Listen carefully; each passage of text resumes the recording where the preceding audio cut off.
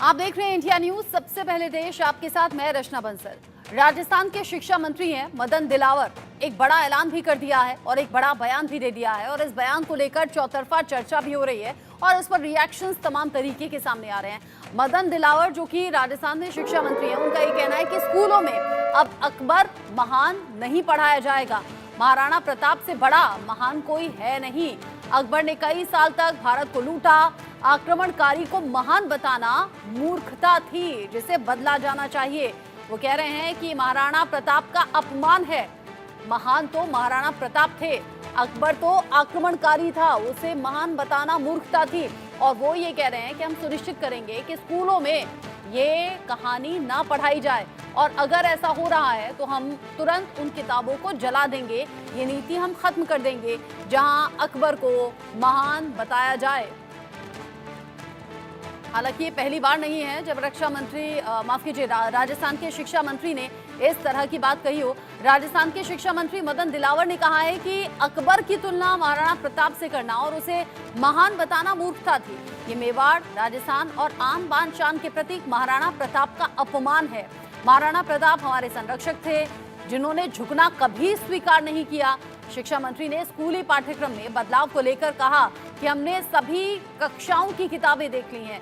अभी तक किताबों में ऐसा नहीं है, अगर यदि होता है तो सब किताबें जला देंगे। शिक्षा मंत्री रविवार को उदयपुर में मोहनलाल सुखाड़िया यूनिवर्सिटी में हुए भामाशाह सम्मान समारोह में शिरकत करने के लिए पहुंचे। मेवाड़ का दुश्मन अकबर को बताया। पत्रकारों से बातचीत भी की। उसमें मदन दिलावर ने कहा कि जिस मुगल शासक अकबर ने बड़ी संख्या में हत्याएं करवा दी थी, उस अकबर को महान बताते रहे। जिन्होंने अकबर को महान पढ़ाया, उससे बड़ा दुश्मन इस मेवाड़ में और राजस्थान में हो नहीं सकता।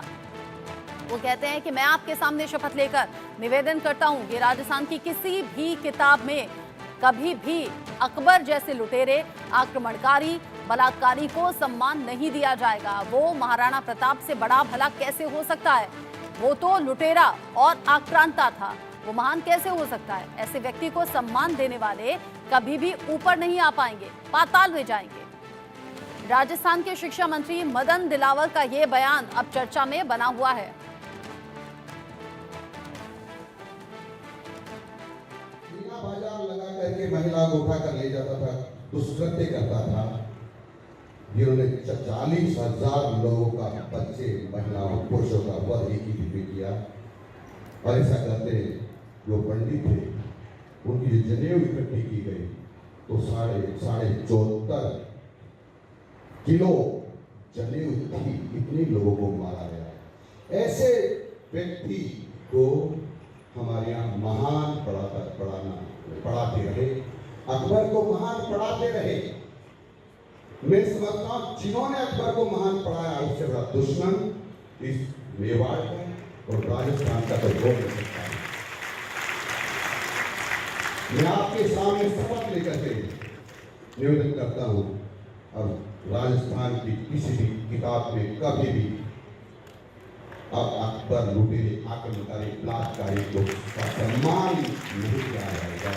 महाराणा प्रताप से बड़ा कैसे हो सकता है? वो लुटेरा, आक्रांतक, आक्रांता और माता और बहनों के साथ कुकृत्य करने वाला, ऐसे व्यक्ति को सम्मान देने वाले कभी भी ऊपर नहीं आ पाएंगे, पाताल नहीं जाएंगे। नमस्कार है। मदन दिलावर ने ये बयान दिया है। बयान को लेकर चर्चा चौतरफा है। मेरे साथ में इस पर ज्यादा अपडेट के साथ इंडिया न्यूज संवाददाता जयपुर से प्रशांत यादव जुड़ गए हैं, उनसे बातचीत करेंगे। साथ ही साथ बीजेपी के प्रवक्ता अमित गोयल मेरे साथ में हैं, कांग्रेस के प्रवक्ता यशवर्धन सिंह साथ में हैं, साथ ही साथ डॉक्टर ओमेंद्र रत्नू मेरे साथ में लेखक के तौर पर जुड़े हुए हैं। आप सभी का स्वागत इंडिया न्यूज पर। सबसे पहले प्रशांत यादव, मैं आपका रुख कर रही हूँ। मदन दिलावर के इस बयान के बाद रिएक्शंस जाहिर सी बात है कि आ रहे होंगे, क्या कुछ अपडेट है अब तक का? जी बिल्कुल, देखिए अकबर के बयान को लेकर मदन दिलावर इससे पहले भी चर्चाओं में रहे हैं, या यूं कह ले कि जब से मंत्री पद ग्रहण किया है उसके तुरंत बाद जब पहली प्रेस कॉन्फ्रेंस की थी, तब भी जो है अकबर को लेकर इसी तरीके की बयानबाजी जो है मदन दिलावर ने की थी। और एक बार फिर से कल उदयपुर में एक तरीके से कह ले कि राजकीय समारोह के दौरान उन्होंने कहा कि जो भी अकबर को महान पढ़ा रहा है वो बच्चे आगे नहीं बढ़ सकते। इसीलिए उन्होंने शपथ लेकर ये कहा गया कि अब राजस्थान में अकबर को महान के रूप में नहीं पढ़ाया जाएगा, महाराणा प्रताप से बड़ा महान कोई हुआ ही नहीं है।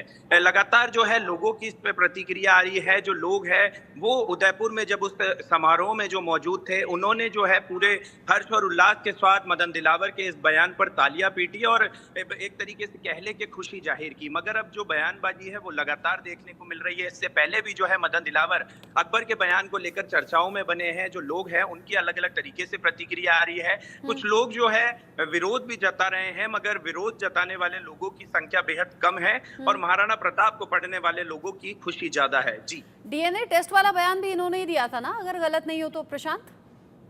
जी बिल्कुल डीएनए वाले बयान को लेकर भी कई जो है राजधानी जयपुर में भी जो आदिवासी पार्टी है उसके जो कई कार्यकर्ता है, विधायक है, उन्होंने नाराजगी व्यक्त की थी और वो अपना डीएनए लेकर जो है मदन दिलावर के घर भी पहुंचे थे, मगर उन्हें रास्ते में रोक लिया गया था। तो उन्होंने ये बयान दिया था या तो मदन दिलावर आकर उनका डीएनए टेस्ट करवाए, नहीं तो वो अपना खुद डीएनए लेकर मदन दिलावर के आवास पर पहुंचेंगे और वहीं विधानसभा के सामने अमर जवान ज्योति पर उन्होंने जो है वहां पर अपना डीएनए टेस्ट भी करवाया था। जी, यानी पहली बार नहीं है कि ऐसा कोई बयान दिया हो जिसको लेकर चर्चा हो या फिर ऐसा कुछ विवादित रहा हो। इससे पहले भी वो अलग अलग बयानों को लेकर सुर्खियों में रह चुके हैं।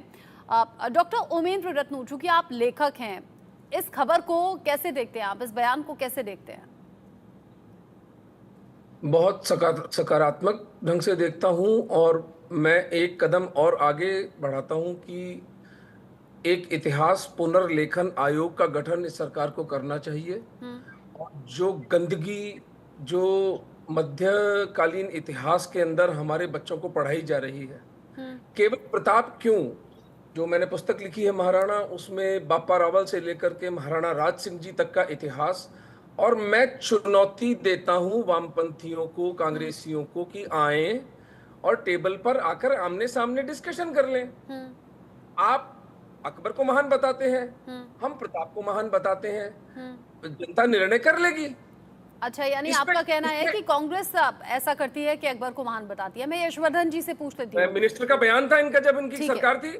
ठीक है यशवर्धन जी, तो मदन दिलावर के इन बयान को आप कैसे देखते हैं और क्या आपको ऐतराज है इससे?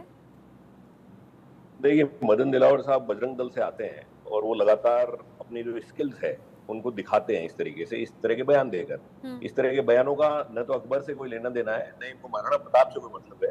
इनको आज जो मुस्लिम नागरिक और हिंदू नागरिक हैं उनके बीच में एक वैमनस्यता पैदा करनी है। उनका बेसिक ऑब्जेक्टिव है, इनको इतिहास से कोई लेना देना नहीं।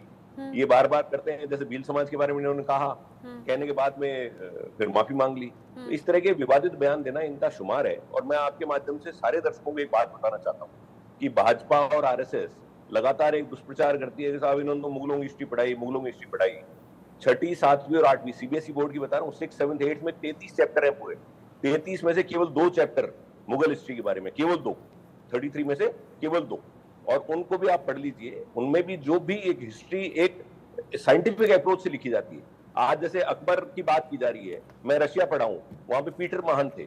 पीटर महान ने जब पीटर्सबर्ग बसाया तो बसाते वक्त दलदली जमीन थी, वहां पे लाखों आदमी मर गए उसको बसाने में, लेकिन वो उसको पीटर महान बोलते हैं। अलेक्जेंडर को महान बोलते हैं, उसने भी लाखों आदमियों से लड़ाई करी, लाखों आदमी मरे। तो वो उस वक्त के जो समय काल परिस्थिति है उसका आकलन करके हिस्टोरियन अपना एक व्यू देते हैं। उसी व्यू को आप इम्पार्शियल तरीके से टेक्स्ट बुक्स में रखते हैं। अगर आप मान लीजिए, मेरा एक प्रश्न है, महाराणा प्रताप प्रातःस्मरणीय है, मैं उनको शत नमन करता हूं, मैं उनको इतना मानता हूं जितना हो सकता है कोई दूसरा नहीं मानता हो। आप महाराणा प्रताप की महानता को बताने के लिए आपको अकबर को कोट करना ही पड़ेगा। अगर आप वो अकबर गायब कर देंगे तो बच्चे कंफ्यूज हो जाएंगे कि महाराणा प्रताप लड़े किससे, क्या हुआ, उस वक्त कौन राजा था। तो इनका ये है, इन आरएसएस वाले या बीजेपी वाले या बजरंग दल वाले, ये आधी अधूरी अपने पसंद की चीजें पढ़ाना चाहते हैं। जब तक आप पूरी तरह की चीज नहीं बताओगे बच्चों को, तब तक वो एनालाइज कैसे करेंगे किसी चीज को? आप बताइए। इनके हिसाब से तो हकीम था सूरी, जो महाराणा प्रताप की आपकी ये जो बात है कोट की हुई, आपका ये जो सवाल कोट किया हुआ है, ठीक इसी का जवाब अमित गोयल जी से ले लेती हूँ। अमित गोयल जी, एक तो यशवर्धन जी की बात का जवाब दीजिएगा, साथ ही मुझे बताइएगा कि चूंकि खुद ही मदन दिलावर जी ने कहा कि अगर ऐसा किसी पुस्तक में पाया गया तो उस पुस्तक को हम जला देंगे। जो अभी तक हमने देखा है वो ऐसा किसी पुस्तक में मिला नहीं है। जब मिला नहीं है तो बवाल किस बात का, इस बयान की जरूरत क्या थी? देखिए, मैं कहना चाहता हूं कि मेरे से पहले उमेंद्र रत्न जी ने बताया कि किस तरह से इनके नेताओं का बयान था पहले भी इनकी सरकार के समय कि महाराणा प्रताप तो एक छोटी सी रियासत के राजा थे। हमारे यहाँ छोटा बड़ा नहीं होता, हमारे यहाँ त्याग, समर्पण, मातृभूमि के प्रति प्रेम, स्वाभिमान और देश सनातन की रक्षा करने वाले लोग महान होते हैं। और जैसे हमारे मित्र यशवर्धन जी ने भी कहा, कांग्रेस के प्रवक्ता ने, कि प्रातः स्मरणीय, निश्चित रूप से महाराणा प्रताप प्रातः स्मरणीय है। कहा जाता है, मतलब ये सिर्फ कहने की बात नहीं है। मेवाड़ में तो आप जाएंगे तो हर व्यक्ति प्रातः स्मरणीय महाराणा प्रताप शब्द का उद्घोष करता है, बात करता है। और पूरे देश में महाराणा प्रताप के जाएंगे तो मूर्ति अकबर की कहीं नहीं मिलेगी, महाराणा प्रताप की ही ज्यादा मिलेंगी। लेकिन विषय यह है कि इन्होंने अभी भी इस बात को स्वीकार नहीं किया कि अकबर को महान क्यों पढ़ाया गया। आज जब यशवर्धन जी ने कहा कि भाई दोनों को पढ़ना पड़ेगा, तभी तो पता चलेगा कि महाराणा प्रताप लड़ाई किससे लड़ी। मेन विषय क्या है कि हल्दी घाटी का युद्ध हुआ 1576 में। 1576 के युद्ध में जो इतिहासकारों ने पढ़ाया, क्योंकि हमारे, आप देखिए, मैं बोलना नहीं चाहता था लेकिन मुझे बोलना पड़ेगा, कांग्रेस के हमारे मित्र साथ बैठे हैं। 1947 से लेकर 1977 तक देश के 5 शिक्षा मंत्री रहे कांग्रेस सेंट्रल में। 5 मुस्लिम शिक्षा मंत्री थे। पहले मौलाना अब्दुल कलाम, एक मिनट सर, मैं यशवर्धन जी सॉरी प्लीज, मौलाना अब्दुल कलाम आजाद भी रहे। मेरा कहने का मतलब ये है कि आप अगर पढ़ना चाहें पढ़ाइए, लेकिन आप ये देखिए कि जो आक्रमणकारी था, जो भारत की धन संपदा को लूटने आया था, जिसके वंशज लूटने आए थे, जिन्होंने अब स्त्रियों के साथ में क्या किया, बहुत सारी बातें मैं बोलना नहीं चाहता हूँ। हमारे देश में जितने जौहर हुए, किस काल में हुए, कितनी पीड़ाएं सहन करके हमारी रानियों ने, हमारी स्त्रियों ने जौहर किया। तो कौन सी वो परंपरा थी जो ऐसी स्थितियां बननी पड़ी जब महिलाओं को 16-16 हजार रानियों को अपना जौहर करना पड़ा, जल समाधियां लेनी पड़ी। तो वो कालखंड था और वो एक मानसिकता थी। उस मानसिकता से जो व्यक्ति लड़ा, जो व्यक्ति कंदमूल खा के लड़ा, जिसने स्वाभिमान की रक्षा की, सनातन की रक्षा की, और वो महाराणा प्रताप तो उस वंश से आते हैं, बप्पा रावल के वंश से आते हैं, जिन्होंने लगभग 7वीं शताब्दी में के अंदर अरब तक जिन्होंने सनातन धर्म का, और ये बात तो यशवर्धन जी भी कह रहे हैं, महाराणा प्रताप महान है, लेकिन जब महाराणा प्रताप के बारे में बताएंगे तो अकबर का जिक्र तो करना होगा। नहीं करना है ना, लेकिन आप उसको महान कैसे करेंगे? हल्दी घाटी के युद्ध में महाराणा प्रताप कभी नहीं हारे थे। हल्दी घाटी के युद्ध के अंदर आज भी हल्दी घाटी के जो रज है वो लाल है, वहाँ पे नाम हल्दी घाटी है उसका। आपने चूंकि जिक्र किया 1983 में दिवेर का युद्ध हुआ। आपने देश के अलग अलग शिक्षा मंत्रियों का जिक्र किया और आपने कहा कि अब तक गलत पढ़ाया जा रहा था, ऐसा हुआ क्यों नहीं? तो सवाल तो मैं ये भी पूछ सकती हूँ कि 2014 से तो सत्ता में लगातार हैं, पिछले 10 साल में ये चेंजेस क्यों नहीं? लगातार देखिए, मेरी बात सुनिए, लगातार ऐसा नहीं है आज कोई मदन दिलावर जी का बयान आ गया है।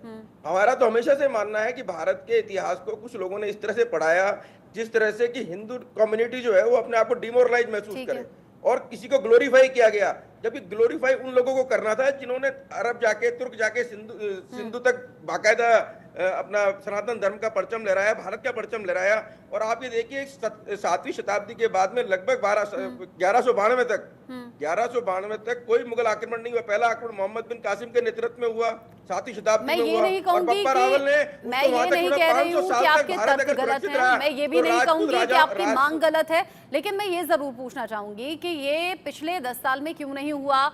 ऐसे बयान पहले क्यों नहीं आए? ऐसे फैसलों पर विचार पहले क्यों नहीं हुआ? मैं ग्राउंड जीरो जाऊंगी। प्रशांत यादव मेरे साथ, मैं आपको इसका भी जवाब देता हूँ। पहले मैं प्रशांत यादव से कुछ पूछना चाहती हूँ, मेरे रिपोर्टर हैं, उनसे मैं पूछ लूं, फिर मैं आपके पास वापस आऊंगी। प्रशांत यादव, राजस्थान के शिक्षा मंत्री मदन दिलावर का ये बयान अब चर्चा में है। बात बीजेपी और कांग्रेस के बीच में अब टसल की आ गई है इस बयान को लेकर। अब बीजेपी कह रही है कांग्रेस ने ऐसा किया, कांग्रेस कह रही है नहीं, हमें इससे कोई आपत्ति नहीं। फिर पिछले बयानों का भी जिक्र हो रहा है, पिछली सरकारों का भी जिक्र हो रहा है। मैं आज ये आपसे पूछना चाहती हूँ, चूंकि शिक्षा मंत्री हैं मदन दिलावर, क्या राजस्थान में हर गांव तक, हर देहात तक शिक्षा है? क्या वहां शिक्षा की बेहतर व्यवस्थाएं हैं? क्या हर बच्चा शिक्षा का अधिकार अगर रख रहा है तो उन तक शिक्षा पहुंच रही है? क्या इसके इंतजाम है? क्या ये सरकार सुनिश्चित कर रही है या फिर सिर्फ अकबर और महाराणा प्रताप के बीच में फंस कर रह गई है? प्रशांत जी बिल्कुल, देखिए रचना, सबसे पहले मैं ये बताना चाहूंगा कि अभी मैं सुन रहा था, मदन दिलावर ने ये बयान दिया है कि अकबर को महान के रूप में नहीं पढ़ाया जाएगा, यानी कि जो भी किताबें हैं, क्योंकि उन्होंने इसीलिए ये भी मेंशन किया है कि हालांकि हमें अभी तक ऐसी किताबें नहीं मिली है, अगर मिलेगी तो हम उसे जला देंगे। तो ऐसा नहीं है कि मदन दिलावर ने यह बयान दिया है कि अकबर के बारे में पढ़ाया ही नहीं जाएगा। मदन दिलावर का ये कहना है कि अकबर को महान के रूप में नहीं पढ़ाया जाएगा क्योंकि महाराणा प्रताप से बड़ा वीर और महान नहीं हुआ है। दूसरी चीज, अगर मैं शिक्षा की बात करूं तो देहात या गांव में जाने की कोई ज्यादा जरूरत नहीं है। रचना, अभी थोड़े दिन पहले ही हमें जो प्रदेश की सबसे बड़ा विश्वविद्यालय है राजस्थान विश्वविद्यालय, वहां से तस्वीर निकलकर सामने आई थी कि वहां पर किस तरीके से बच्चों पर जब बारिश आई राजधानी जयपुर में तो ऊपर छत पे सर पानी गिर रहा था और उस पानी के साथ ऊपर से जो कॉलेज है, जो यूनिवर्सिटी है, उनकी क्लासरूम्स है, उनकी जो है फॉल सीलिंग नीचे गिर रही थी। तस्वीर वो भी हमको देखने को मिली थी कि बच्चे किस तरीके से शिक्षा ग्रहण करने के लिए हेलमेट लगाकर क्लासरूम में बैठ रहे थे कि ऊपर से कहीं कोई फॉल सीलिंग या फिर चूना उन पर ना गिर जाए और उन्हें चोट ना लग जाए, मगर शिक्षा लेना भी बेहद जरूरी है, इसलिए वो क्लासरूम्स में हेलमेट पहनकर बैठ रहे थे। जी, बहुत सही आपने रिपोर्ट यहाँ पर बताई है और मुझे लगता है डॉक्टर उमेंद्र का मैं रुख करूँ, चूंकि आप रिएक्ट करना चाह रहे थे इससे पहले जब पैनलिस्ट बात कर रहे थे, लेकिन सबसे पहले तो मैं अमित गोयल जी से पूछ लूँ। अमित गोयल जी, प्रशांत यादव ग्राउंड जीरो से रिपोर्ट कर रहे हैं और वो बता रहे हैं पिछले कुछ दिन में बच्चों ने कैसी दहशत महसूस की है या फिर शिक्षा के क्या इंतजाम है। बजाय के इन इंतजामों पर ध्यान देने के शिक्षा मंत्री गड़े मुर्दे उखाड़ रहे हैं या फिर वो बातें कर रहे हैं जिनका अभी कोई प्रमाण भी नहीं मिला है। वो कह रहे हैं हमने देखा है, निरीक्षण किया है, ऐसा कुछ मिला नहीं, मिलेगा तो ऐसी किताबों को आग लगा देंगे। अरे जो मिल रहा है, सड़कें ठीक नहीं, स्कूल जाने की व्यवस्थाएं नहीं, पानी जो सर पर टपक रहा है, बच्चे हेलमेट पहनकर बैठे हैं, स्कूलों के ये इंतजाम नहीं दिखे क्या शिक्षा मंत्री को? देखिए, मैं आपको बता दूं, राजस्थान में 20,000 से ज्यादा स्कूल हैं, 20,000 से ज्यादा स्कूल हैं और लगातार स्कूलों के अंदर छात्रों की संख्या बढ़ रही है। जयपुर की बात बताइए अभी मैं अपनी बात पूरी कर दूंगा आपको। अगर आप 20,000 स्कूलों से ज्यादा जहां स्कूल हो वहां पर 1 स्कूल, 2 स्कूल, 3 स्कूल, 5 स्कूल की कोई बात लेकर आ जाएंगे और उससे आप शिक्षा मंत्रालय के या शिक्षा मंत्रालय के काम की तुलना करेंगे तो मैं समझता हूँ न्यायोचित नहीं है। निश्चित रूप से मदन दिलावर जी को 9 महीने हो गए, वो लगातार काम कर रहे हैं। देखिए, काम इतना होता है, आपको और हमको यार चैनल पर बैठ कर डिस्कशन करना अलग विषय होता है। जब इतनी बड़ा एक तंत्र होता है, उस तंत्र को संभालने के लिए सिर्फ शिक्षा मंत्री नहीं होता, पूरी एक टीम होती है, नीचे तक लाखों अध्यापक होते हैं, कर्मचारी होते हैं, सबकी मॉनिटरिंग होती है। लेकिन उसके लिए कोई 1-2 विषय को आप पकड़कर उस 20,000 से ज्यादा स्कूलों मैं जयपुर की बात कर रही हूँ, किसी गाँव की नहीं। आपको विचार करना चाहिए ऐसी बातों के ऊपर। मैं विचार करके ही बता रही हूँ सर, जयपुर की बात कर रही हूँ। हाँ, तो मैं आपको वही कह रहा हूँ ना कि 20,000 ज्यादा स्कूल जिस स्टेट के अंदर हो, लाखों बच्चे जहाँ पढ़ते हो, वहां पर अगर किसी एक स्कूल का बड़ा उदाहरण देंगे। और बारिश की आप बात कर रहे हो, राजस्थान में पहली बार ऐसा हुआ होगा कम से कम 20-25-30 साल के अंदर कि राजस्थान के अंदर 150% बारिश हो चुकी है अभी तक, और अभी सितंबर का महीना बाकी है। इस बात का जवाब मैं प्रशांत से ले लेती हूँ। प्रशांत, मैं जयपुर की बात करूं, हमारे जयपुर में क्या सिर्फ एक स्कूल ऐसा निकला है? प्रशांत, क्या सिर्फ एक स्कूल ऐसा निकला है? जी बिल्कुल रचना, मैंने किसी स्कूल की बात नहीं करी। अगर स्कूल की हम बात करें तो ऐसे ना जाने कितने अनगिनत स्कूल है। अगर गांव ढाणी, आप बताइए यादव साहब, अनगिनत स्कूल है तो आपको बताना चाहिए, आपको उनकी फिल्म दिखानी चाहिए। मगर रचना, मैं समझता हूं आप भटक रहे हैं। प्रदेश का सबसे बड़ा सुनने दीजिए ना, जो वो बता रहे हैं अनगिनत स्कूल है, यहाँ पर वो तो अपना काम कर रहे हैं सर, लेकिन क्या विभाग अपना काम कर रहा है? एक बार सुन तो लीजिए प्रशांत यादव क्या बता रहे हैं। आप मेरी बात सुनिए, अनगिनत स्कूल बता रहे हैं तो आप गलत ब्रीफिंग कर रहे हैं ना, मैं ये तो कहना चाह रहा हूँ। प्रशांत यादव को सुन तो लीजिए, वो ग्राउंड पर रहते हैं, वो ग्राउंड पर रहते हैं सर, रिपोर्टर का काम ही ग्राउंड पर रहना है। एक बार प्रशांत यादव को सुन लीजिए, उसके बाद आप रिएक्ट कीजिएगा। प्रशांत, अपनी बात पूरी करें आप।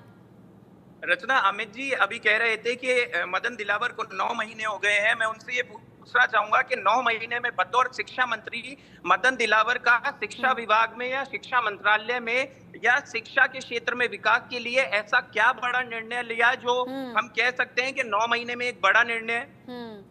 लेकिन उन्होंने विवादित बयान जरूर दे दिए प्रशांत, और फिर उन बयानों पर माफी मांगने की नौबत भी आ गई। अलग अलग वजह से वो सुर्खियों में रहे, अब एक और बयान उन्होंने दे दिया है। मतलब चर्चा में रहने के अलग तरीके ढूंढ लिए हैं, बजाय कि शिक्षा पर ध्यान देने के या बड़े फैसले करने के। डॉक्टर उमेंद्र, आप तो लेखक हैं, शिक्षा का महत्व समझते होंगे। शिक्षा कैसे कोई लेना देना नहीं है। इतिहास का जो मर्दन इस देश के अंदर कांग्रेसियों ने किया है, उसका प्रतिकार देने के लिए रिटोरिक एक लेजिटिमेट टूल है जिसका यूज मदन दिलावर कर रहे हैं, और मेरा उनको पूरा समर्थन है कि उन्हें इस तरह की बातें सार्वजनिक मंच से करनी चाहिए। जो मीट ऑफ द मैटर है वो ये है कि अकबर को पढ़ाना चाहिए नहीं पढ़ाना चाहिए। अकबर का सच कितना बताया गया? 25 फरवरी 1568 के दिन 40,000 निरीह हिंदुओं की हत्या की थी इस आदमी ने। साका जौहर क्या होता है? पूरे वैश्विक इतिहास के अंदर साका जौहर से पवित्र त्याग की और बलिदान की कोई घटना नहीं है जो इस देश का इतिहास नहीं पढ़ा था। और मैं आपकी इस बात से पूरा सहमत हूं। केंद्र सरकार पूरी तरह से विफल रही है इस देश के इतिहास को बदलने में, और इस राज्य सरकार को भी मुझ जैसे हिंदू नोटिस पे रखे हुए हैं। आप लोग अगर इतिहास पुनर्लेखन आयोग का गठन नहीं करते तो फिर आपकी ये बात केवल रिटोरिक तक सीमित है। इस बात का कोई मतलब नहीं है कि अकबर को महान नहीं बताया जाए। अकबर को महान क्यों नहीं बताया जाए? उसके कुकृत्य समाज को क्यों नहीं बताया जाए? द्वितीय बैटल ऑफ पानीपत में उस आदमी ने क्या नीचताएं की थी, वो समाज को क्यों नहीं बताया जाता? पूरे महाराणाओं का इतिहास आपने कहा, दो शायद इन्होंने कहा था जो कांग्रेस की तरफ से आए हैं कि साहब दो जो चैप्टर्स हैं वो मुगलों पर है, मेवाड़ पर कितने हैं? बाप्पा रावल से लेकर महाराणा राज सिंह जी तक, और आज भी जो राजघराना सुरक्षित है। मुगल तो खत्म हो गए, उनको तो महादेव ने समाप्त कर दिया, उनका नाम लेने वाला कोई नहीं है आज। लेकिन मेवाड़ का यशस्वी राजघराना आज भी जीवित है। क्या उसकी अकाउंट हमारे इतिहास में पढ़ाया जाता है? ठीक है, मैं आपकी बात का जवाब यशवर्धन जी से ले लेती हूँ। यशवर्धन जी, जवाब दीजिए। जी, पहली बात तो जैसा आपने खुद ने बताया, ये डिबेट उसी वक्त फ्रक्चुअस हो गई थी जब मदन दिलावर के पास ऐसा कोई प्रूफ ही नहीं है कि अकबर को महान किस टेक्स्ट बुक में बताया जा रहा है। उनके पास कोई प्रूफ नहीं है, उन्होंने कुछ पढ़ा नहीं। दूसरी बात, 1990 से लेकर 2024 तक राजस्थान में करीब 19 साल बीजेपी की सरकार है और 15 साल कांग्रेस की सरकार है, यानी मेजोरिटी में बीजेपी की सरकार रही है। तो इन लोगों को किसी ने मना किया इनका वर्जन अपडेट करने के लिए या कोई भी बात करने के लिए? उसका एक प्रोसेस है, उसको आप प्रोसेस को अडॉप्ट करते, लेकिन वैसा जब था ही नहीं, जब था ही नहीं जी, तो जब कोई ऐसा कोई इंस्टेंस था ही नहीं तो करेंगे कहां से? ये लोग केवल एक रिटोरिक खड़ा करते हैं। एक इंग्लिश में कहावत है, you can have your opinion but not your facts. आप अपना ओपिनियन बना सकते हैं लेकिन फैक्ट आपके नहीं हो सकते। फैक्ट तो वही होंगे जो हिस्टोरिकल फैक्ट्स हैं। अब मदन दिलावर जी हैं, ये शिक्षा मंत्री कम और अशिक्षा मंत्री ज्यादा लगते हैं। आते ही इन्होंने कहा कि Mahatma Gandhi English medium school बंद करेंगे। अब बताइए आप, यानी जो बच्चे इंग्लिश मीडियम में पढ़ सकते हैं आप उनकी सुविधा बंद करेंगे। दूसरा, जो अभी मेरे मित्र गोयल साहब कह रहे थे कि ये स्कूलों की जो स्थिति है, मैं आपको बता दूं, अप्रैल 2024 में सीकर के जिला शिक्षा अधिकारी ने 15 स्कूल की रिपोर्ट बनाकर भेजी कि हमें 4.5 करोड़ रुपए दे दीजिए वरना ये स्कूलें बरसात में गिर जाएंगी अगर मरम्मत नहीं की तो। उनको नहीं दिए गए वो पैसे। ऐसे अगर आप हर जिले का डेटा उठाएंगे तो हर जिले से आपको कुछ स्कूल ऐसी मिलेंगी जिनकी डिमांड भेजी गई है बीकानेर को कि आप हमें पैसा दीजिए वरना स्कूलें गिर जाएंगी, नहीं दी गई। तो इसलिए हमारा मानना यह है कि आप धार्मिक नफरत फैलाने की बजाय और सारी चीजों के बजाय आप अमित गोयल जी, शिक्षा मंत्री का कुछ और भी काम होता है। यशवर्धन जी याद दिला रहे हैं, मुझे जवाब दीजिए इसका।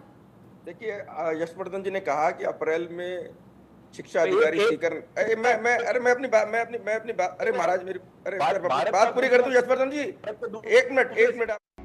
खास खबर के प्रस्तुत करता है